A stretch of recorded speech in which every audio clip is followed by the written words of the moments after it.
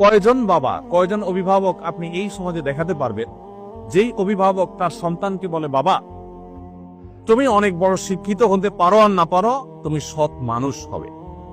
সময় উপস্থিতি, শিক্ষিত সন্তান নিয়ে বাবা মা যতটা সুখে আছে, এই সমাজে এত শিক্ষিত সন্তান না থাকলেও বাবা মারা অনেক বেশি সুখী ছিলেন, সন্তানরা অনেক বেশি সুখী ছিলেন একটা সময়। শুধু পার্থক্য এইটুকু, তাদের মধ্যে নীতিনৈতিকতা ছিল, এখন নীতিনৈতিকতা নাই।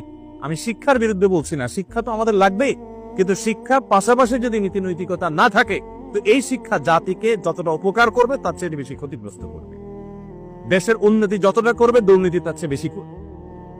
অতএব একজন আদর্শ অভিভাবক হিসাবে আপনার সন্তানকে যদি আপনি মানুষের মতো মানুষ হিসেবে গড়ে তুলতে চান, আপনার টার্গেট হতে হবে, আমার সন্তান দুধে ভাতে থাকুক আর না থাকুক, আমার সন্তান থাকবে সত্যের সাথে, আমার সন্তান থাকবে ন্যায়ের সাথে, আমার সন্তান থাকবে নিষ্ঠার সাথে। আপনার সন্তানকে বলতে হবে, বাবা আশপাশে মানুষের গাড়ি বাড়ি, তাদের সম্পদ, এগুলোর চমক তোমাকে যেন বিভ্রান্ত না করে। তোমার বাবা হিসাবে আমি অসৎ উপার্জন করি নাই, তুমি অসৎ উপার্জন করবে না। এদেশে কিছু আদর্শবান মানুষের বড় বেশি প্রয়োজন। বড় দুর্ভিক্ষ চলছে প্রতিটা টেবিলে, প্রতিটা অফিসে, প্রতিটা প্রতিষ্ঠানে দুর্নীতিবাজদের এমন মহড়া, এমন মহোৎসব আজ সর্বদা চতুর্দিকে এমন ভাবে প্রতিষ্ঠিত হয়েছে যে গোটা জাতি